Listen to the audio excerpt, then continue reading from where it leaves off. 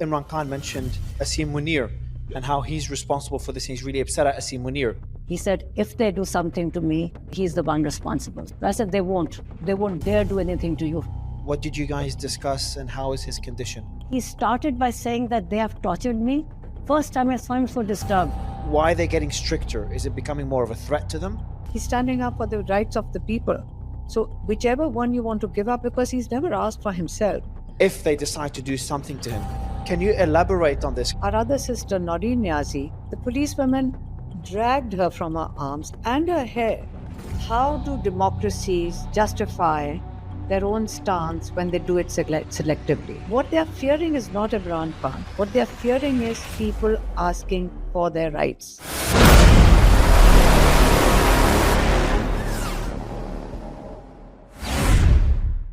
I interviewed Prime Minister Imran Khan in early 2023.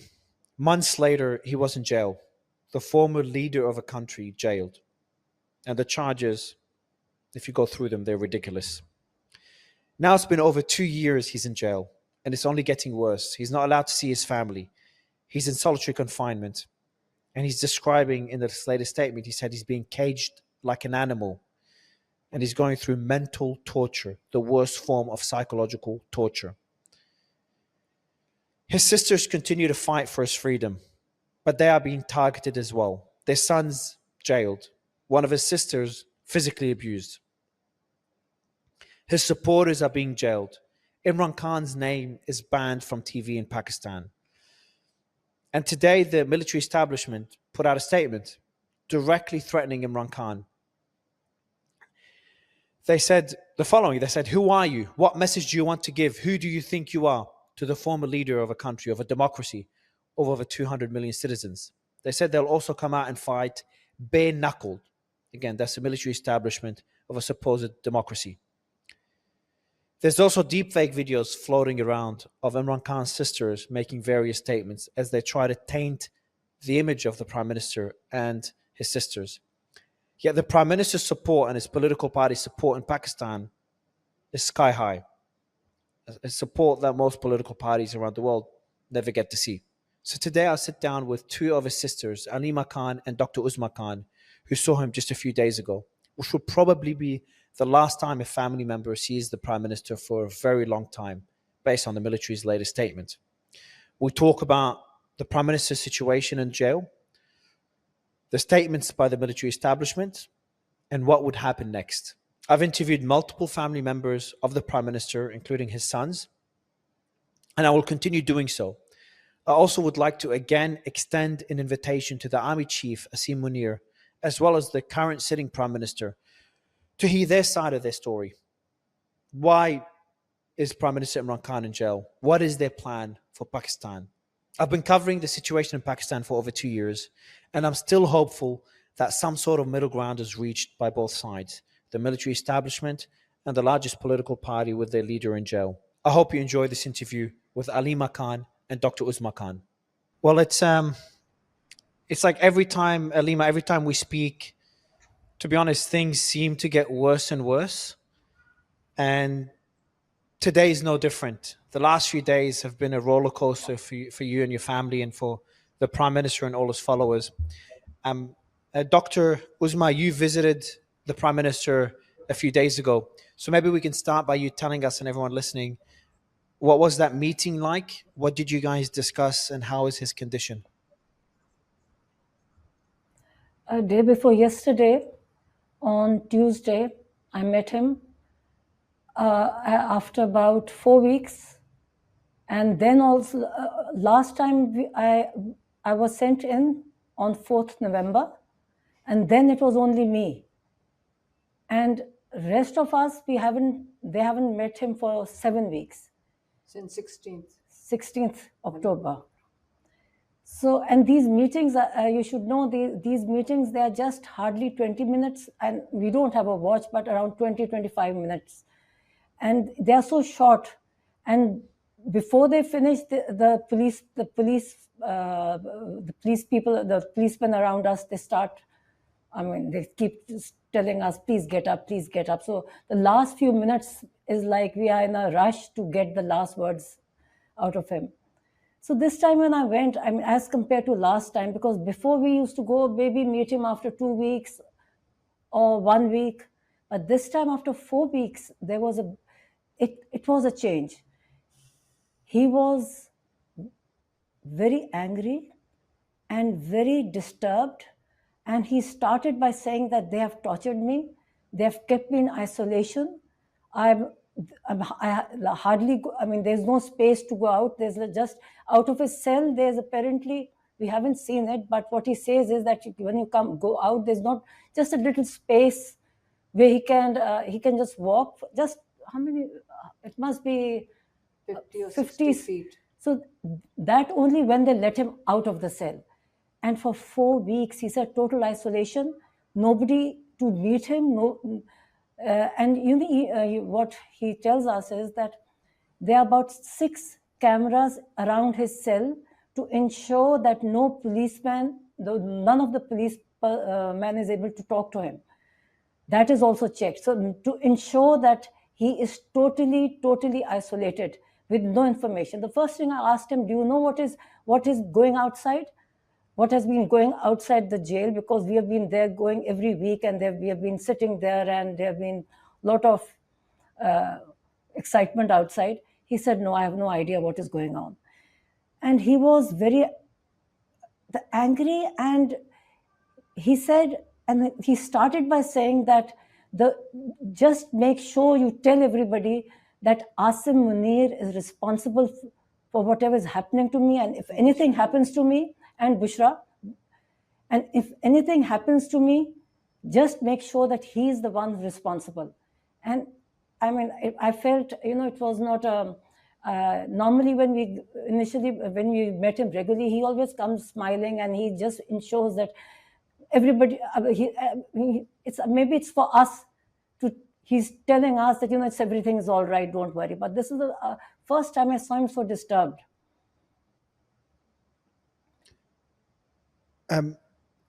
So, and I agree with that last point you made, because he's usually the one, and when we speak with me and Aleema, when I spoke to his sons, he's always the person that's assuring you, his family, that everything's okay.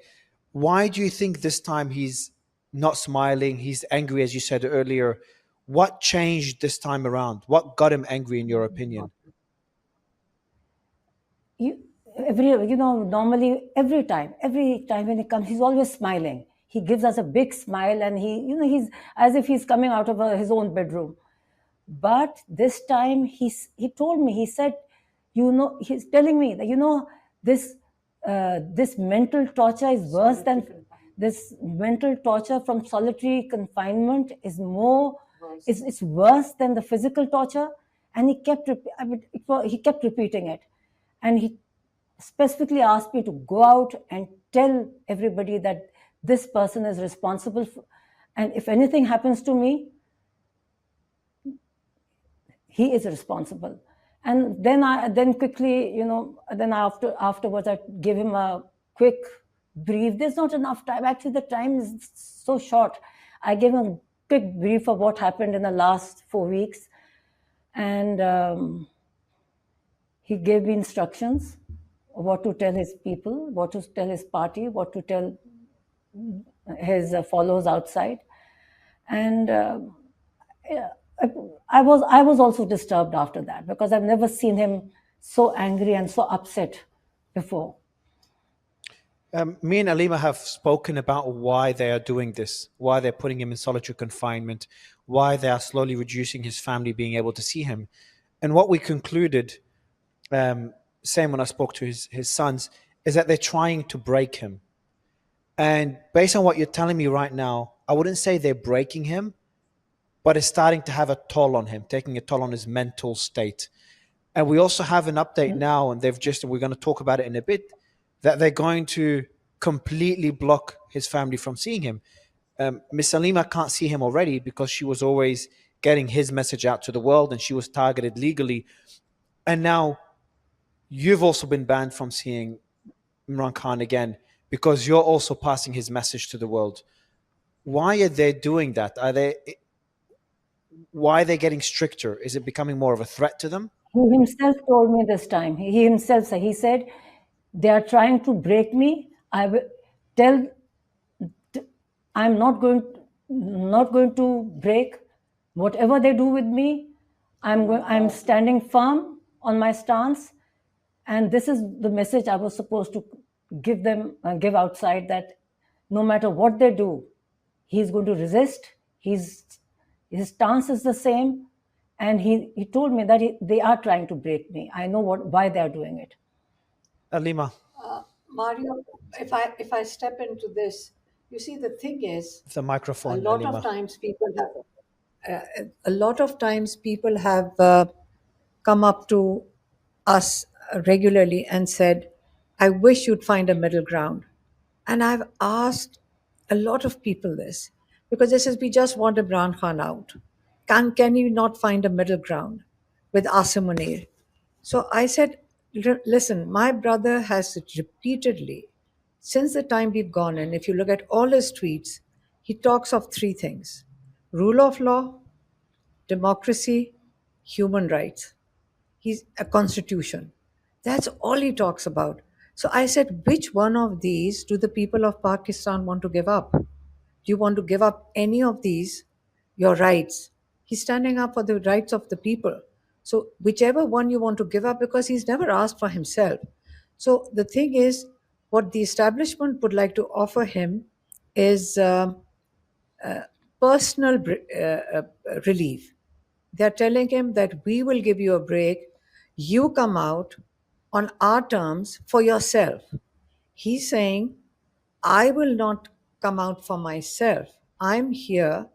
You have to agree to fair and free elections. You have to agree to rule of law. And he's repeatedly said people should stand up against the 26th Amendment they brought to the Constitution, then the 27th Amendment. Now they're going to bring the 28th Amendment. And they're all person specific. These amendments are person specific. He's also said repeatedly, told us in jail as well, that this is not a sustainable model. They have to understand you cannot, tyranny is not a sustainable model. Eventually, people rise up against tyranny. And this, I haven't had a full brief, but we know that the representative of the military has given a press conference today. And he has declared that nobody can see Imran Khan because Imran Khan is anti-state. So I'm wondering, is this an open declaration of martial law, where a military government employee comes and sits there and says the person who's representing 90% of Pakistan and its politics is being declared anti-state? You'd assume that anywhere in the world, people are the ones, you do not call a representative of people anti-state. And the state, the only person, and they said he's anti-military. My brother has never said anything about the military. Both Uzma's husband and my husband were in the Air Force. My husband has got an award for, he's been awarded for his services to the Air Force. So when you say like he's against the army, the only person that my brother has named is Asim Munir, and that is not sum total of our military.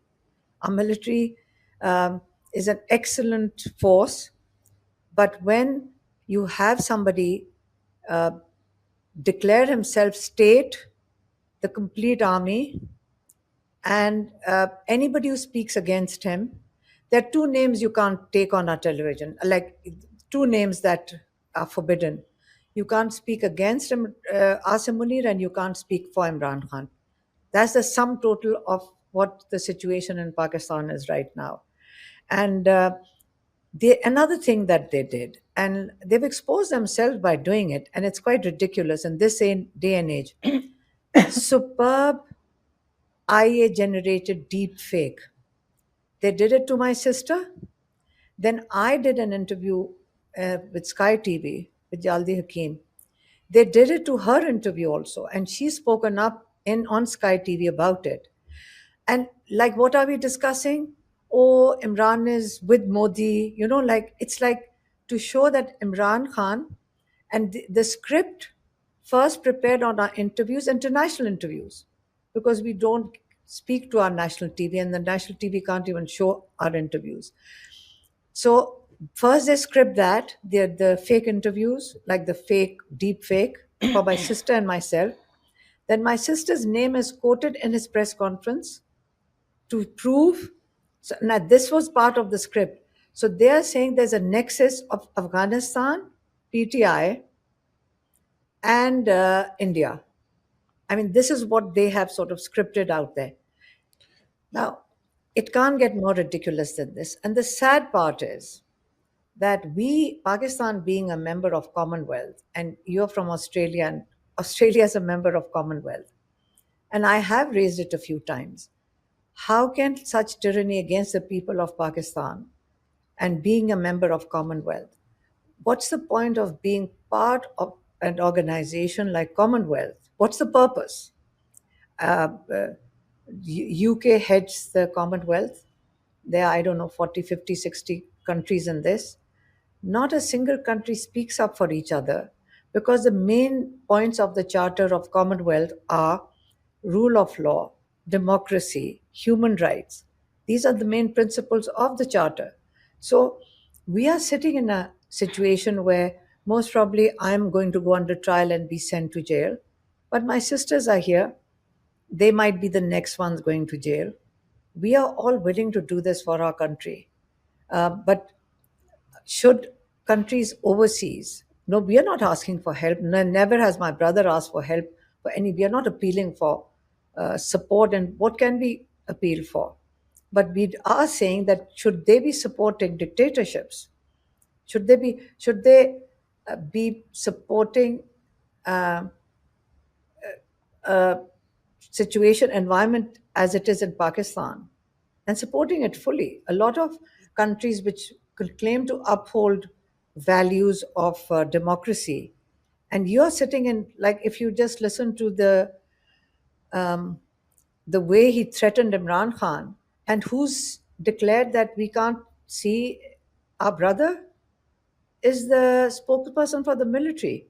So it has to be, it's not the government spokesperson. Yes, the government spokesperson also came on yesterday and said that we are going to ban, and they threatened, if you come outside the Diyala and see, we'll rip your tongues apart and we'll make shoes out of your tongues. Soles? Souls. I think soles of your shoes out of your tongues. I mean, the language they've used. But we've gone past the stage of being fearful of them. We are not fearful of them. They're scaring us. They're just three sisters. That's where else? I mean, you've already got one nephew in jail. My sons have been to jail. It's my turn now. They're attacking my sister through artificial intelligence and talking about her on TV. Is that who you're combating? Women now? I want to go back to the statements that the Prime Minister has made, because there's a few things you've talked about, Aleema. You've talked about the statements by Imran Khan, the statement by the military spokesperson today, and I'm going to read out what they've said. That was a bit of a shock to me. I think they've never come out that aggressive against Imran Khan. And also, I've watched those deep fake videos, the one from yesterday. Very low quality AI videos, very, very low quality. They seemed obviously fake. But it also just seems whoever did them just seems very desperate as well. But let me go back to the statements by Imran Khan. Doctor, when he spoke to you, he talked about the psychological torture he's going through. He talked about the solitary confinement that he's experiencing at the small cell, no human contact. It's been weeks, no electricity, limited outdoor time. And he doesn't have basic jail entitlements. Is he still getting his books to read? No books to read, because we haven't met him for 4 weeks. So there's 7 weeks. In fact, he asked for the books. I said we didn't know. We didn't know we were coming in. The car was standing 2 kilometers away. I had to walk. I walked about half a kilometer right into the jail. They wouldn't let the car in. Wow. So That's where the books were. Yeah. Wow. We carry his books. We've got a whole bunch of books that are in our vehicle all the time, in case we are given permission to go in. But day before yesterday, my sister doesn't know that. Not day before. Yeah, day before. I was in court in Pindi Yesterday. yesterday, and we handed over about 11 books to the judge over there and requested him to have them sent to jail. So there's a probability that he might get it, or if the judge is able to manage to have them delivered. So the only thing that Imran Khan ever asked for is either, as we've always said, is either to speak to my children, he wants to speak to his sons, or he asks for his books. So these are the only two things they ask for, and they ensure that they don't allow him to speak to his sons, or they don't allow his books in. That's part of their torture, whatever regime. There's two statements that he's made that I want to focus on. One, he said pretty explicitly, if something happens to me, it's the head of the military that is behind it. Army Chief Asim Munir. That's the first time he makes this statement. Is he starting to worry for his life? Because Aleema, I think it was you that said it as well, that what we're seeing right now, the fact that they've kind of kept him isolated for so long, all these rumors were swirling around. You made it, I think it was you, Aleema, that said that this is not an accident. This is more like a test run if they decide to do something to him. Can you elaborate on this? Because it seems now your concerns, and again, sorry, I don't want to seem insensitive, but your concerns that this is something more sinister being planned are starting to become more apparent. You see, the thing is, several people spoke to us about it. People, The everybody, microphone. The there's an microphone. analysis, they people analyze. There's always, I mean, all discussions are always around Imran Khan, and a few people did speak to us and said that if it's sort of a method to this situation, that maybe they want to test the waters. They feel that they don't know how to go about it, but they need to test what if they isolated him. Where did this rumor come from that he's not alive? Like, where did it come from? They claim it came from Afghanistan. I don't know why it would come from Afghanistan. But the fact is, they want to say that it started from there or they started from India. But the thing is, they're also claiming that the fake video also came from India. But the only person talking about the fake video was our ISPR spokesperson. So, yes, we are concerned that that's why we go outside that jail, that we will not allow. How can we allow it? How can we not stand up for him? And basically, people are not just worried, they're getting angry. And a lot of people call us up and say, enough is enough, you've got to do more than that. And frankly, whatever we as sisters could have done, we have. My sister, our other sister, Noreen Niazi, if you have no idea how brutally she was attacked, she's 71. The policewomen dragged her from her arms and her hair. And we, in the dark, actually for a few minutes missed out. We didn't even know this was happening. And when we reached her and we were trying to get up, she had not passed out, but she was in a state of shock. She doesn't recollect some of that, what was happening to her. We told her what happened, but she was, she had swollen arms, she had bruised back. And she says, all I remember is that they were dragging me by my hair. So this brutality, obviously, it created more anger, and a lot more people are standing outside Adiala jail. And they brought in they were saying that about 600 or what police all over the place. You don't even see the will amongst the policemen to do anything. Even the police tell us we have no intentions, we follow Imran Khan. I think the way they are reacting, the way this reaction when you're attacking women, this is not an acceptable format anywhere in the world, especially in Pakistan. When you start abusing women, it's not sitting very well with the people of Pakistan, that's for sure. It's not acceptable anywhere, but in Pakistan, there's a decorum for women, and you just don't do that. So there is, I don't know how they see the future playing out, but it's not looking good to us over here, because when they are reacting in fear, because my brother says they say it's anti-military. The only name he's named is, when my sister came out in the past 3 visits, was Asim Munir.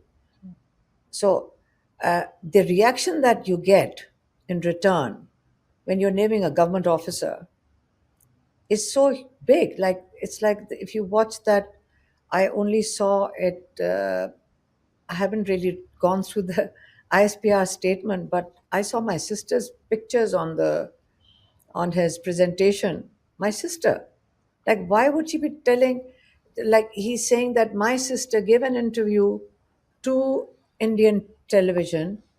Basically, she's saying that she's asking Modi to attack Pakistan. My sister. So they've got an AI generated, they first make, so why would, so they are putting that on my sister.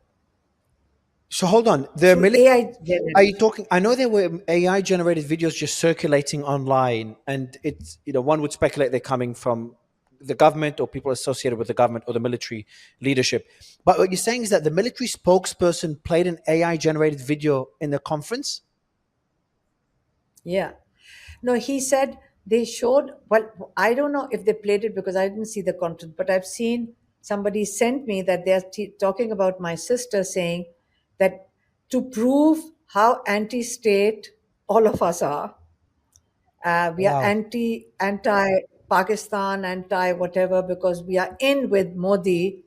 And my sister saying that Modi should attack Pakistan. That is crazy. That's one of the AI generated videos. And that's my sister who was the one who was dragged.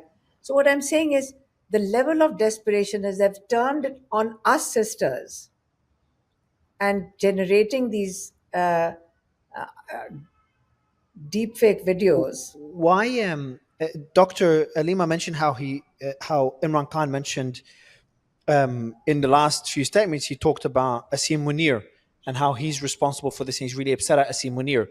Now, the Asim Munir's leadership is painting it as if Imran Khan is talking about the military. Now, as you said, the military is 600 and something thousand personnel. Asim Munir is one person, and Imran Khan has an issue with Asim Munir, not the military as a whole. But why is he talking so openly now about Asim Munir? Why? And because this is likely why the press conference came out, because Imran Khan is a lot more vocal against Asim Munir. And that's, I'm assuming that's concerning Asim Munir as well. The, the whole press conference reflected desperation, and they were just trying to deflect it on the state. They were not saying it's Asim Munir. They were mainly saying it was he is anti Military. the whole anti-state, anti-military, and anti-Pakistan. And and everybody knows, not only them, everybody knows that he always mentions this one person because it's a fact. The reason is everybody in Pakistan knows all these politicians, the way they are totally controlled, suppressed by him. Yeah. The fear is there. They can't make their own decisions. The prime minister even has to ask his superiors before he answers for anything. So we're a situation now where Imran. Everybody in Pakistan is very well aware that the fear is coming from. You see, everybody in Pakistan is very well aware. You can ask anybody that it is a dictatorship because everybody is fearful of one man. That's a dictatorship. It's not a system. Nobody's fearful of the prime minister right now. Although they all piggyback riding on it and needing to blame even if they do something, they say, it's not in our hands. We've got orders from the top. So what is above the supposedly elected government? So they have to pass. The fact is, he's got 5-year extension for what? 5-year extension, and I think plus. So it's a military. Why your extension? Now he's in control of the whole military. The judiciary is already subjugated through these amendments. So it is a dictatorship. And so one man is always responsible for a dictatorship. So it's not a whole system. True. Now, what I'm worried about, and Alima, in our previous discussions, I've kind of hinted at that concern, is that it keeps escalating and boiling over to So to what? What's next? Because right now we've got Imran Khan a lot more vocal about Asim Munir, and the military a lot more vocal against Imran Khan and making threats and blocking you from seeing him. And some people are talking about what we just saw now as a test run. And obviously, if they do something to Imran Khan, you said to me, Aleema, that they will not touch him because everyone will be very upset and the people will probably be on the streets. I can't remember if you said that, but I would say that most likely people would protest, would be on the streets if we find out something happened to Imran Khan. So then what next? What do you expect them to do next? And what can Imran do if he's not able to see any of his sisters, anyone else? I think this press conference today, from what I'm gathering, it's like they're setting a stage to prove him to be anti-state, anti-Pakistan, and more like a traitor, to portray him like a traitor. So what, like, we haven't done an analysis. Most probably the whole social media will be gathering the analysis and trying to understand the objective of today's press conference. Is like as if they need to, it's a very outdated, we've discussed this before. This is a very outdated script.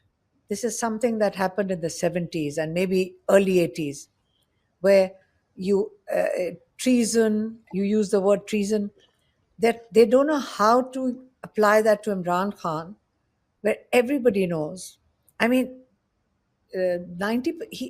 literally there's a 90% following. It's very different if you even said 40-50 or maybe 50-50. Maybe there are people who are double-minded. But at the moment, there's an absolute situation in Pakistan where people are very angry with, you see, the economic situation is deteriorating. There is no investment coming. And when your courts stop working, when the rule of law is, there is no rule of law. So the first thing to exit, or the first thing that is going to block itself, is going to be investment. So the economic situation is deteriorating. IMF has already, in its report, said that Pakistan has got corruption that they have to explain, of government has to explain, up to the amount of 5,300 billion rupees. 5,300 billion rupees. This is an IMF report. And this is just the tip of the iceberg. So the fact that corruption is at full scale, and Imran Khan, last time when he sent his message, he said, how long are you going to be subjugated by mafias, land mafia, sugar mafia, wheat mafia? So this is a small group of mafia. Not only are you going to be their slaves, but your next generations are also going to be their slaves if you don't stand up and fight for your own rights. That was Imran Khan's last message.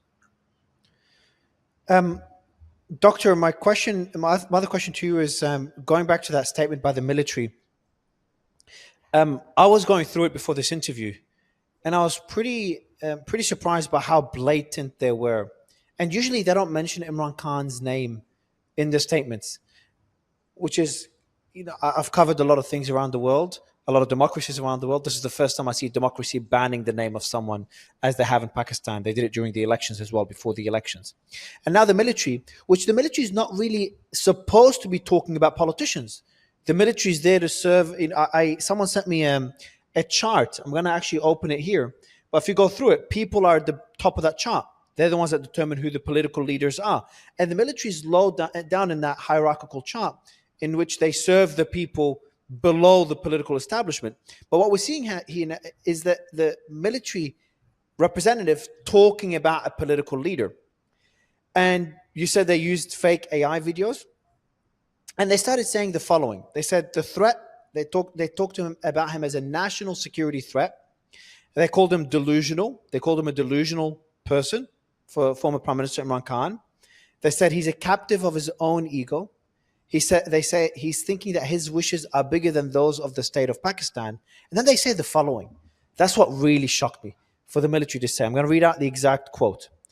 Who are you? What message do you want to give? Who do you think you are? And later they say, then we will also come and fight bare-knuckled. There should be no doubt about that. What do you make of these statements? What I said there. The message Imran Khan sent out was that they are mentally unstable. So He is.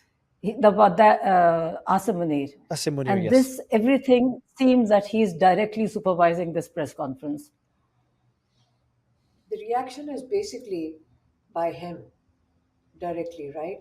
And is using the institution to defend himself. How far do you think he will go? Personally, I think he's so desperate he'll go to the extreme. What is And the this time, Imran Khan also said this time, he said, this is why he said that the way things are going, he said, if they do something to me, he's the one responsible. So I said, no, they will not. Don't even talk about that. He said, no, but listen, when he says that, when he starts saying like this, like if they do something to me, I said, they won't. They won't dare do anything to you. Do you think they may? But this is. I don't know about them, but him. Do you think Asim Munir will? Him. Sorry.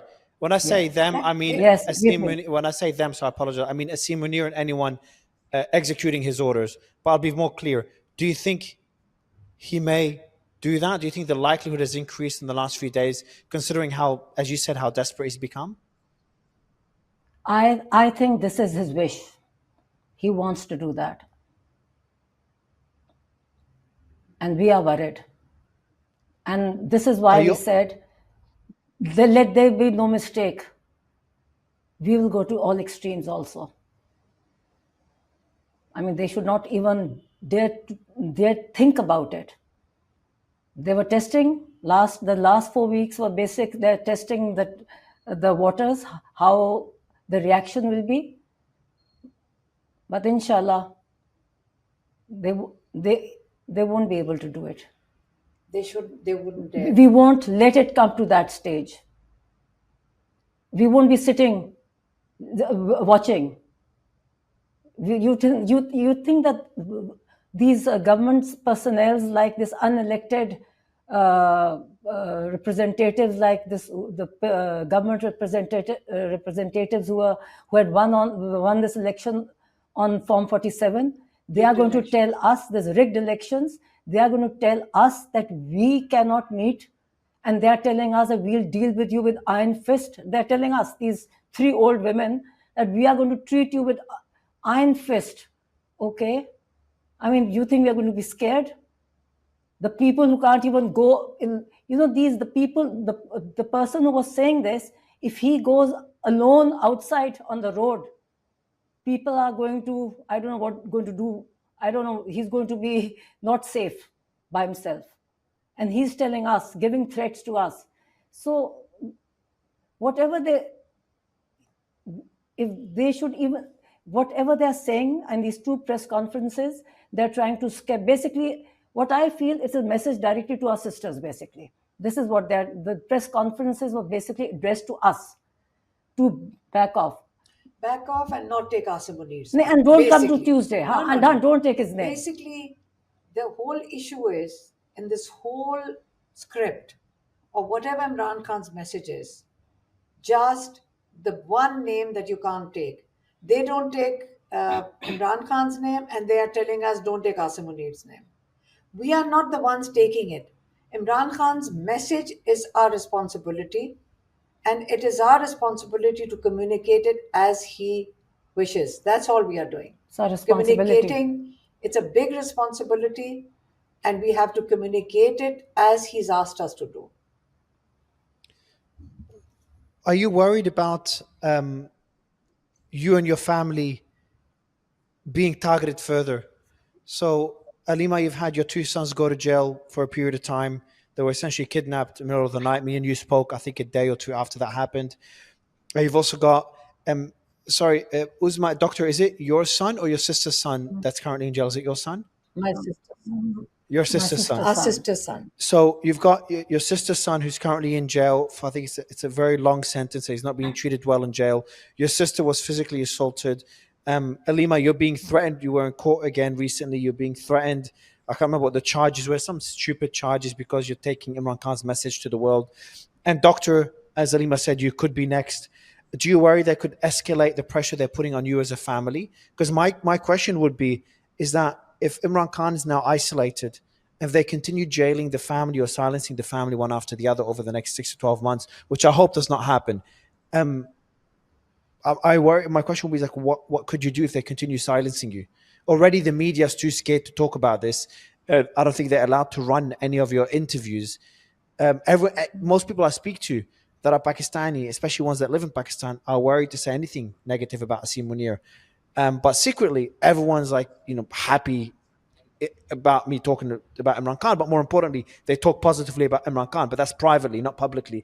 If they continue this process, especially silencing you as a family, what would be your next step?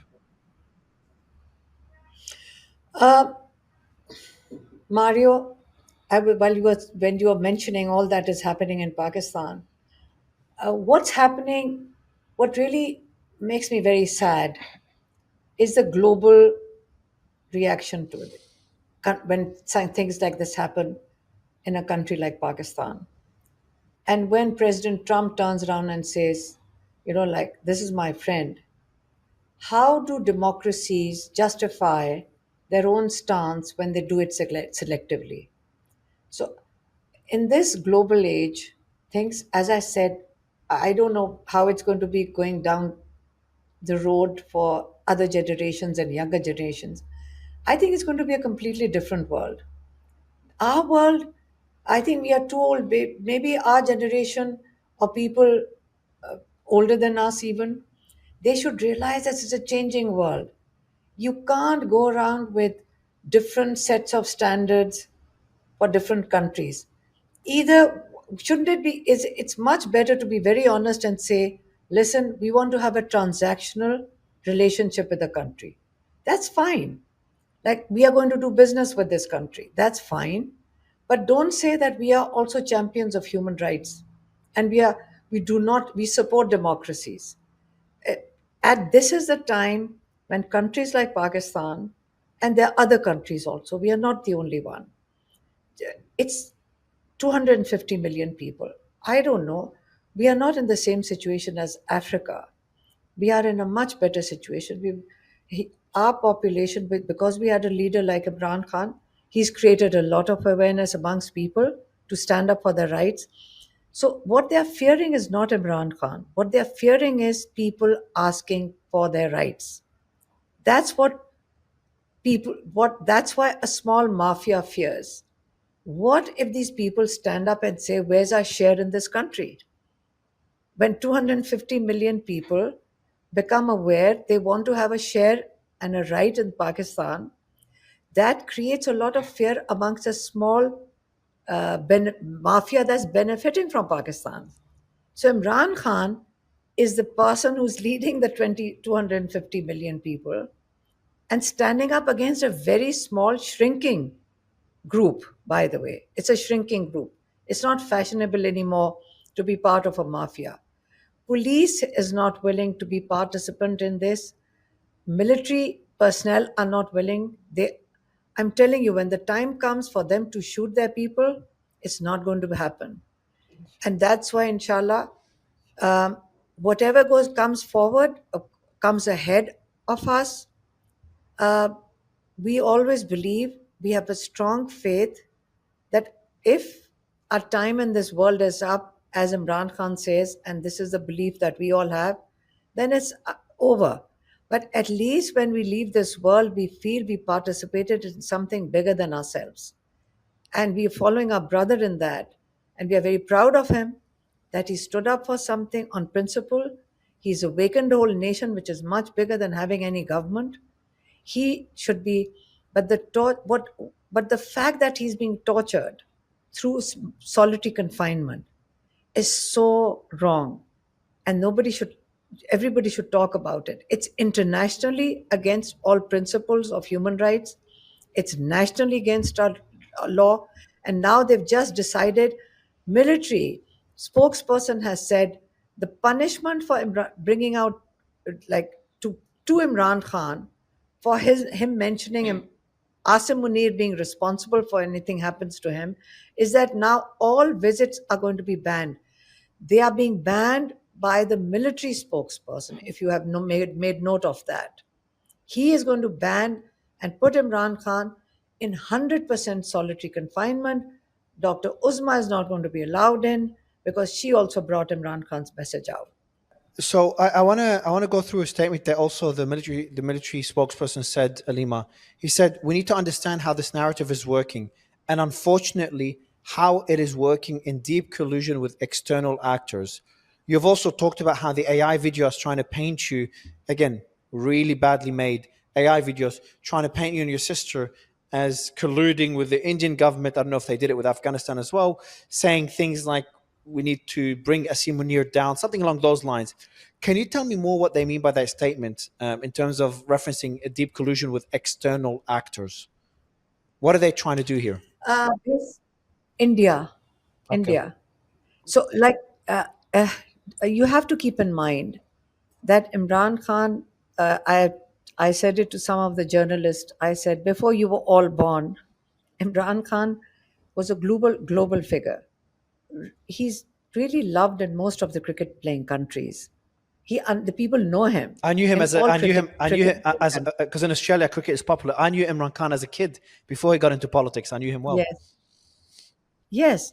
So same as the case in India, and so some of the channels which were contacting us saying that people are so worried if something has happened to Imran Khan that they are demanding it of their, I suppose, their TV channels. I don't know which channels are which channels, but the fact is that there's a huge population which goes beyond borders with Imran Khan. So, and there are a lot of Pakistanis that go on air, who sort of go on air on Indian television. A lot of people in Pakistan will speak on Indian TV, but they took my sisters. Somebody had called her. She spoke about it. Imran Khan's condition, basically. They were asking if Imran Khan is okay. Is there any news on Imran Khan? They make a ridiculous video on my sister, and the speed with which that was spread everywhere. And then for ISPR, knowing that it's a now, if you are from a government organization, before you use it, shouldn't you be? It's already everybody's declared that this is, and it's a deep fake. My interview, because it was on Sky TV, because Yaldi Hakim Chi actually went on another program to talk about the fake, deep fake. Uh, and I'm saying the same things on Sky TV about Imran Khan and Asim Munir to about India. Like I'm talking about India and how India, In the fake something about video, Indian. in the fake video, or in the real one, you mean? In the fake video. In the fake in video, fake exactly, video. exactly, yeah. Because in the real one, you didn't talk at all In about the India. fake video, both the fake videos about India. So our collusion basically has to be established through these fake videos that we are both colluding with India. And this is the external forces. I mean, it's a very bad script, to tell you Yeah. the truth. Yeah, I can see. The last, And it's so irresponsible on the part of a representative of our military to sit on TV, on with all the media, and use that fake video. yeah. The last thing that happened, it kind of a positive development, and that was a letter sent out to Marco Rubio, the U.S. Secretary of State. So that was sent by 40 U.S. lawmakers, and it says the following: they expressed concern of the transnational repression and worsening human rights crisis in Pakistan under the military-backed government of Prime Minister Shehbaz Sharif and Chief of Army Staff Asim Munir. That was 3 days ago. They voiced concerns over the, quote, threats, intimidation, and harassment of even U.S. citizens and their families in Pakistan who spoke against the regime. So the regime is now no longer targeting Pakistanis alone, but according to the letter, even U.S. citizens, which most countries would not dare touch, are apparently being threatened by the regime. I'll read out one more quote here. We write to express urgent concern for the escalating campaign of transnational repression and worsening human rights crisis in Pakistan under the military-backed government of Prime Minister Sharif and the Chief of Army Staff, Asim Munir. In recent years, US citizens and residents who have spoken out against authoritarian abuse in Pakistan have faced threats, intimidation, and harassment, often extending to their families in Pakistan. These tactics include arbitrary detentions, coercion, and retaliatory violence, targeting diaspora individuals and their relatives.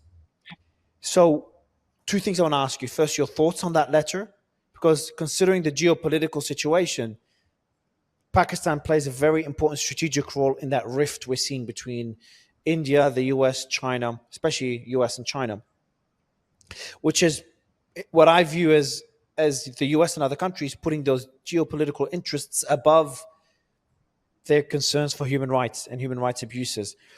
But I want to get your thoughts on that letter and also the comments on the letter of how the government or the military establishment or the authoritarian government is targeting Pakistanis that are also dual citizens. You're right, Mario. We are a victim of our geopolitical location. It's our geographical location.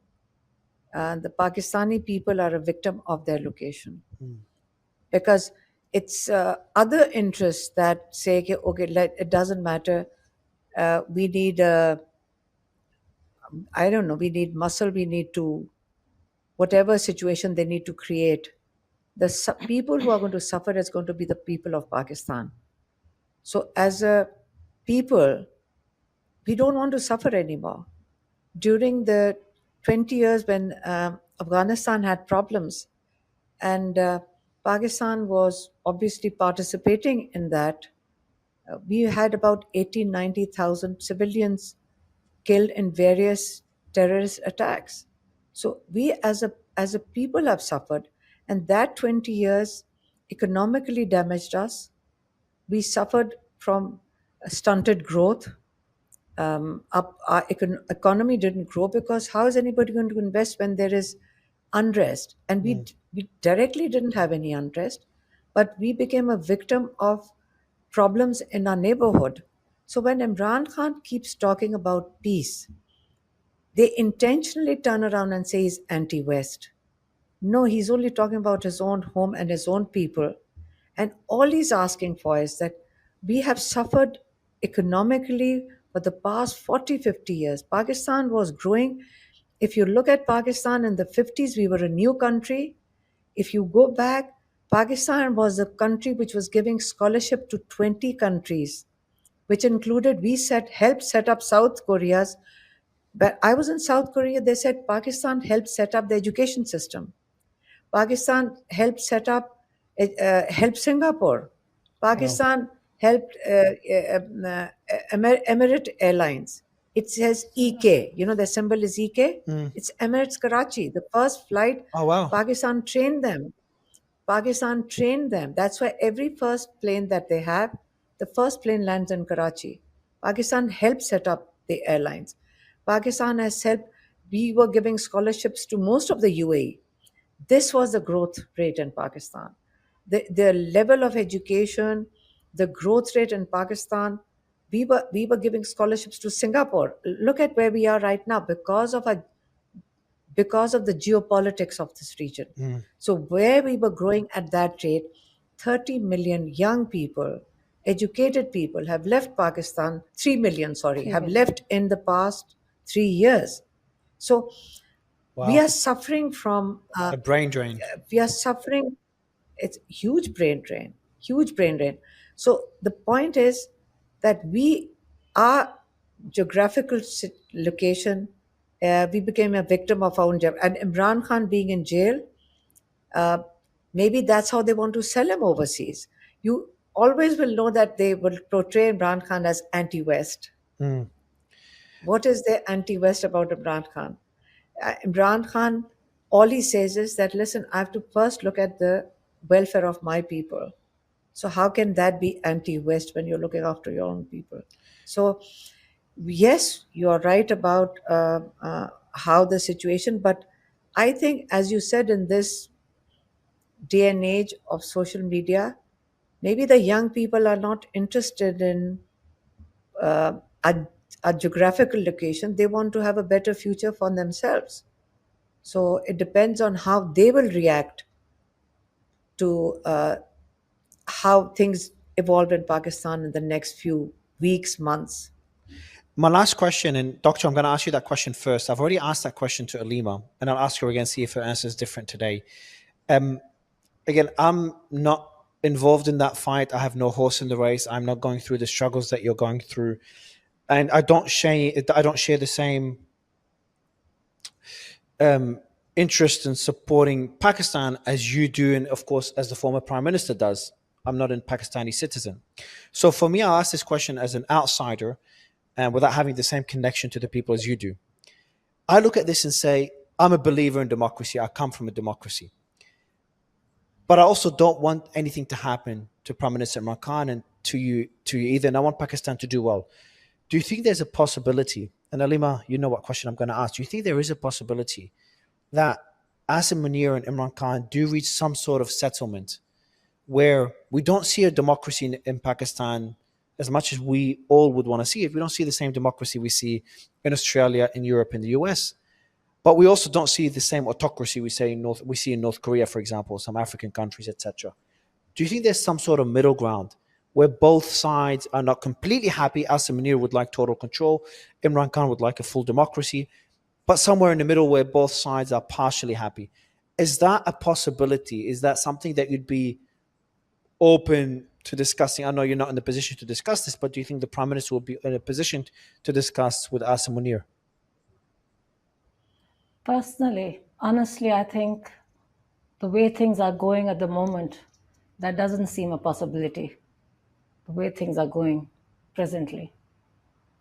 Why? Because the last time the message he sent was, he said whenever we have spoken to they were having, I mean, from the jail, they were having, I think people were going in to speak to him also from the establishment some months ago.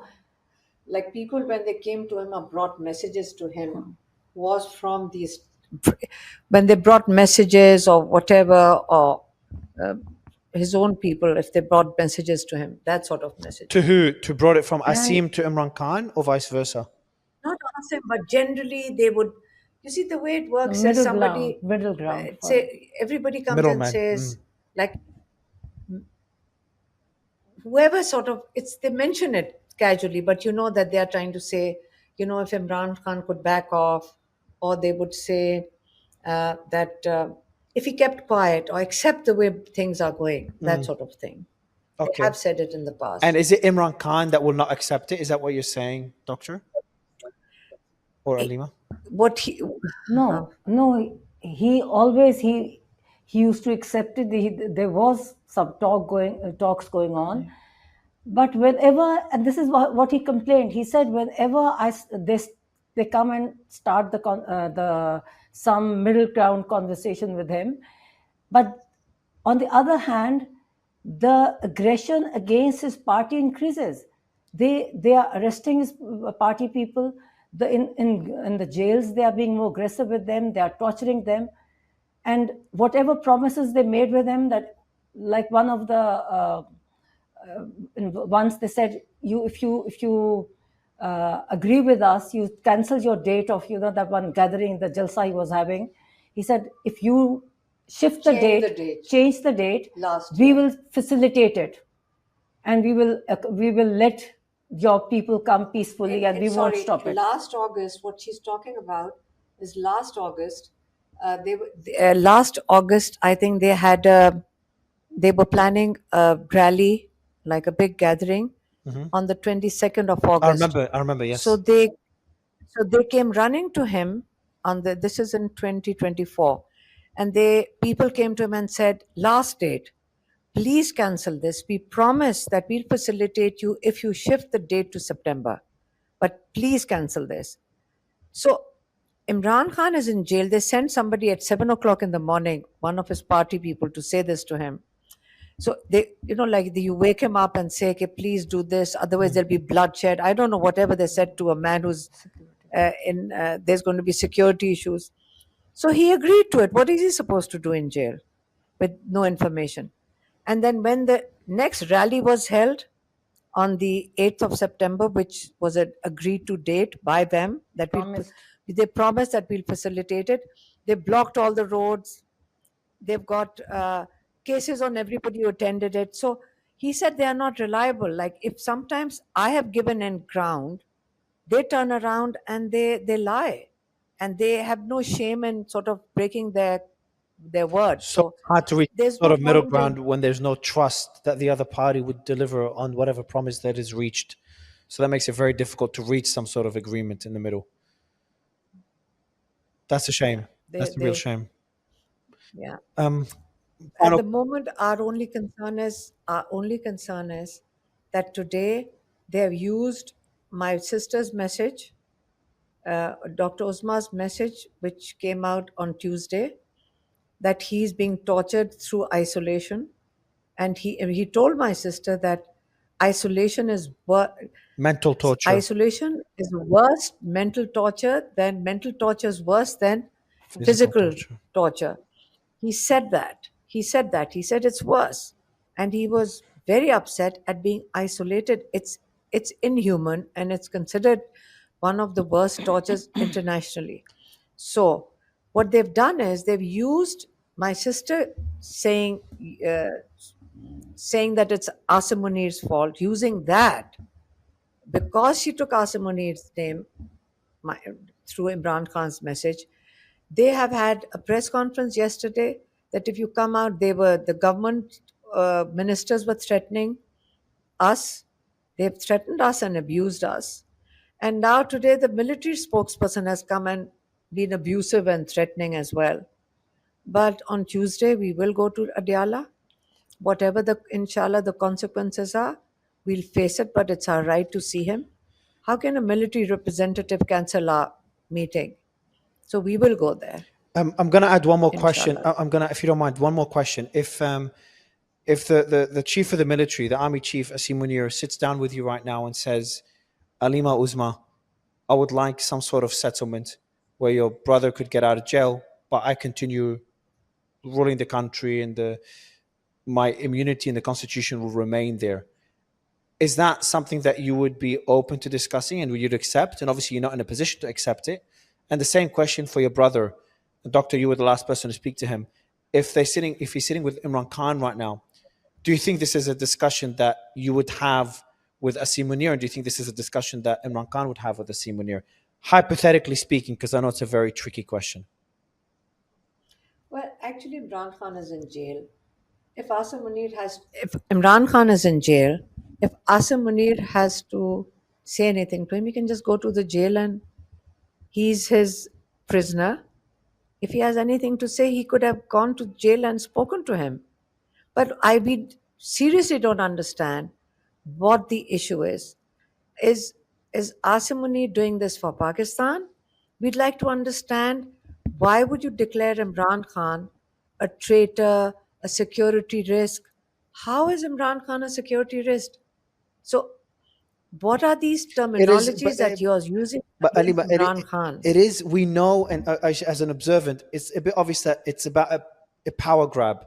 And Imran Khan is a threat to Asim Munir's hold on power. That's how I see it. And I think most people on the outside would see it. And I think people on the inside, I assume, would see it. So we know this is the issue. This is why some sort of settlement, if there is one, and I'm not brokering one, I'm just thinking, I'm trying to understand where you're at. If there is some sort of settlement, I think it has to include Asim Munir maintaining at least a big portion of the power he currently maintains. And I'm not sure if this is something that's even acceptable for Imran Khan and for you as a family. No, I think if there's a conversation that he needs to have, he can always have it with Imran Khan. No, definitely not with us. We are only the messengers who bring out his message, and we highlight his plight or his situation. That's what our role is to bring out his message. It's the authenticity. We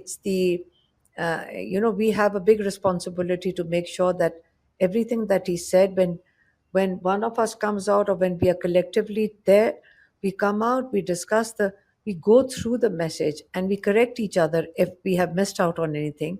And then we formulate the message, ensuring, because we don't have a pen or a paper over there. So we all collectively try to remember it, and then we collectively put it together. So we are only the messengers. If he has to say something, Asim Munir can say it to my brother in jail. He can visit him in jail. But this is not about power. It's about Pakistan. Imran Khan is standing for Pakistan. He doesn't need the power. He's willing to give up his life for Pakistan. People don't give up their life. We don't want him to give up his life. But he has said it repeatedly that, and you have to believe Imran Khan when he says it. And if you see his face, you'll see it. He says, I will never bow to tyranny. I will rather die in jail than to bow to tyranny. I only bow in front of Allah. These are my brother's words repeatedly. So there is nothing you, I, or anybody can do. They can blame anybody. Oh, the sisters are responsible for what he's going through. Doesn't matter. We are only here to support our brother. We'll continue to support our brother. We'll stand by him. And if it means that our lives get affected, they might be on hold. My passport is blocked, my ID card is blocked, my properties are seized. My properties have been seized by the government or the court. It doesn't matter. The cause is much bigger than all of us, and that's the people of Pakistan, and we are happy. We are not in politics. I'm not giving a political statement. My brother's not talking about politics. He's talking about Pakistan. It's a love of his people that he's talking about. We keep mixing up. We miss out on power versus people. My brother's not about power. My brother's about people. And we adore him for that. We are proud of him because of that. And the people of Pakistan love him for that. That's how simple it is. Aleema, final question to you is, what will be your message to Army Chief Asim Munir as well? You know, these Aleema, positions Aleema don't and Dr. matter. Uzma. Aleema and Dr. Uzma, both of you, as a final message to Asim Munir. Sorry. You see, I would say time goes by. When you're positions like this, one should worry about what legacy you leave behind for your children. That's very important. And this time will also pass. What do you want to do with the power? No amount of money. Power eventually basically translates for a lot of people into money. It's not just a high. It's not going to help. You have to read history to see what happens or how they are remembered in history. Why would you want to do that to yourself? It's not about the present, it's about the future. In these positions are where you leave behind a legacy. So first note down what you want to leave behind as a legacy, because that will matter. Because right now, past dictators are being remembered and not in good words. So how will your children or your grandchildren or whatever, you don't want to be an embarrassment for them down the road, because that's important. So he should reflect on it. That's all I can say. Dr. Uzma, as a final message as well to the Army Chief. I feel that Imran Khan kept on saying that before all these amendments and before he became whatever position he has now, he used to call it Asim law.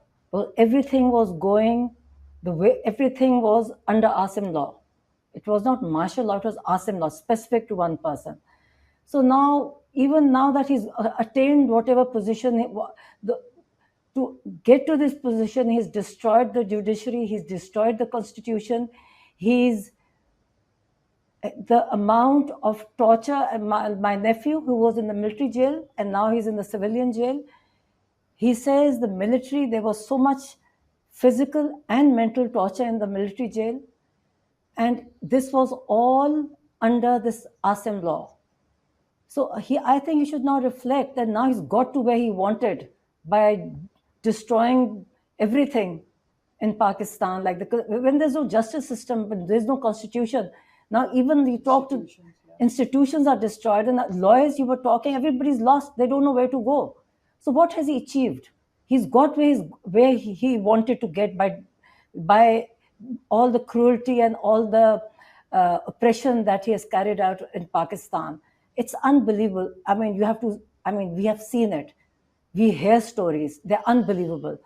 So I wonder, is he at peace now? Is he happy now? He's got what he wanted after all. I mean, and the press conference today reflected desperation. I wonder why he's got what is good.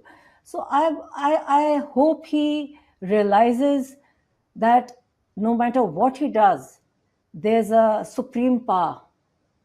You know what he's immunity. Nobody can be immune. The prophets were not immune from anything. So what he's trying to get, he will not get, not in this world and not in the hereafter. I hope he realizes now, because immunity. he will have the world to has immunity. he will have to pay for it, what he has done. You can't imagine what he has done under his orders. You can imagine how scared people are of taking his name also. But I hope he realizes and he Changes course, hopefully. changes course. Hopefully. Aleema, I never thought your sister would be even just as courageous as you, to say the least. Yeah, I've met your brother Imran Khan. I've spoken to his sons, and I've spoken to both of you now. You are a very, very courageous family. It's an absolute pleasure to speak to you again. And I hope your brother comes out of jail okay. Nothing more happens to you or your nephews, your sons, and things improve for Pakistan. But because every time we speak, it's just getting worse and worse. And it's just sad to see that from the outside. So fingers crossed for your family, for Imran Khan, and for the rest of Pakistan. Thank you so much for your time. Thank you so much. Thank you, Mario. Thank you. Thank you. Thank you.